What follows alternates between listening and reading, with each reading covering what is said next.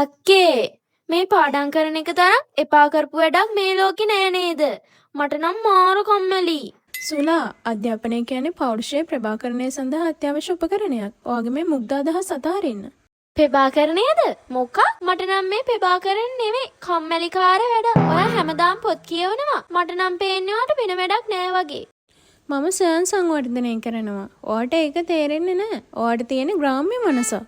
ග්‍රාම්‍ය? මට නම් ග්‍රාම්‍ය නෙමෙයි. ස්වාභාවික. ඒක නේද හොඳ? හා අනේ අක්කේ මෙන්න තව පොතක්. මට නිදිමතයි. අනේ මාෂි දුවේ අනේ සුලා අල්ලපු ඇටේ මාර ප්‍රජාතන්ත්‍රවාදියෙක් ඇවිල්ලා මම දැක්ක හෙලිකොප්ටර් එකක් වගේ ලොකු පෙට්ටියක් ලොරියෙන් බානවා. අම්මේ ඔයා ඔය හැමදාම වචන පටල ගන්නවා. ඒකට කියන්නේ ප්‍රජාතන්ත්‍රවාදියෙක් නෙවෙයි පදිංචිකරුවෙක්. ඔයාගේ සාමාන්‍ය දැනීම නම් හරිම ප්‍රාථමිකයි. හෙලිකොප්ටර්? අම්මෝ! එහෙනම් මේ කොළ නළුවෙක් වෙන්න ඇති. මම කිව්වේ අක්කේ අද මොකක් හරි ස්වාභාවික දෙයක් වෙනවා කියලා. නළුවෙක්ද දන්නේ නෑ පුතේ. හැබැයි අර ලොකු පෙට්ටියේ සැම්සුම් කියලා ගහලා තිබුණා. ඒ කියන්නේ ඒක ඇතුලේ ඇති නේද අර සැම්සුම් හාමුදුරුවෝ කියන විදිය ලොකු මැෂින් එකක්? දෙයනේ අම්මේ. ඒ සැම්සුම් කියන්නේ බ්‍රෑන්ඩ් එකක්. ඔයා ඒකත් පටල ගත්ත නේද? ඔයාගේ මේ අසංවිධානාත්මක මොලේ ගැන මට ඇත්තටම කනගාටුයි. අනේ අක්කේ ඔය පඬිත වචන පැත්තක දාලා යමුකෝ බලන්න. අම්ම කියන අර හෙලිකොප්ටර් එකයි සැම්සුන් හාමුදුරුවෝයි කවුද කියලා. හරි එහෙනම් අපි යමුකෝ බලන්න.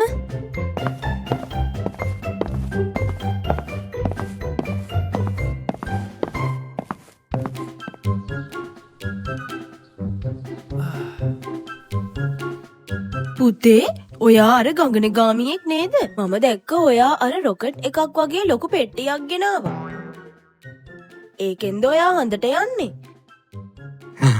නෑ නන්දා මම හන්දට යන්නේ නෑ. මේක වොෂින් මැෂින් එකක් විතරයි. ඔයාගේ ජොබ් එක නම් හරිම ෂෝක් ෂාන් අයියේ. මමත් කැමැත්තෙන් ඉන්නේ ඔයගේ ජොබ් එකකට.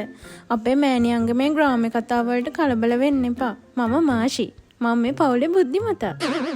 හායි ෂාන් අයියේ. මම සුලා.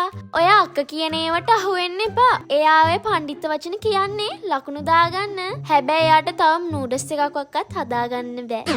මේ සුලා කටවහ ගන්න. මම ෂාන් එක තාක්ෂණික සාකච්ඡාවක ඉන්නේ. හරි සතුටුයි ඔයාලා හමුවීම ගැන. පුතේ ඔයා අර සොකට් එකක් කිව්ව නේද? එහෙනම් පුතේ අපේ ගෙදර අර කැඩලා තියෙන බ්ලෙන්ඩර් එකත් පොඩ්ඩක් පොලිෂ් කරලා දෙන්න පුළුවන්ද? මගේ අල්ලපු ගෙදර ඉන්න පිස්සෝ ටිකක්ද අයියෝ.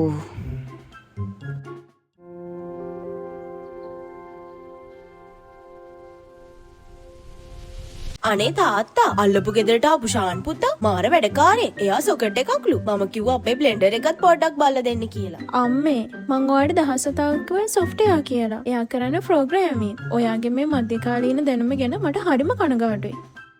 මොකද්ද කිව්වේ? අල්ලපු ගෙදරට ආවිත් තියන්නේ සොෆ්ට්වෙයාර් ඉංජිනේරුවෙක්ද? ඔව් තාත්තේ. හැබැයි අක්කනම් දැනටමත් එයාගේ ෆියුචර් එක AI එක ප්ලෑන් කරලා ඉවරයි. පඬිත වචන දාලා. අයියා බය කරලත් ආවේ. ඉතින් සමන්ති මාෂිදුව ඔය තරම් පඬිත වචන කියන එක ඔය බ්ලෙන්ඩ් එකේ ෂොකට් එක හදන හැටි දුවගෙන්ම අහගන්න තිබුණානේ. ඒ දුව මේ ලෝකෙ දන්නලි දෙයක් නෑනේ. නෑ තාත්තේ. ඒක මගේ විෂයපතයට අයිති නෑ.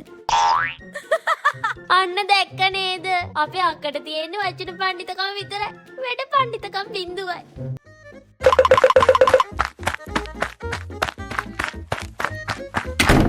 අලුත් කාටූන් පේලියක් අපි ගේනවා ඔයාලා වෙනුවෙන්.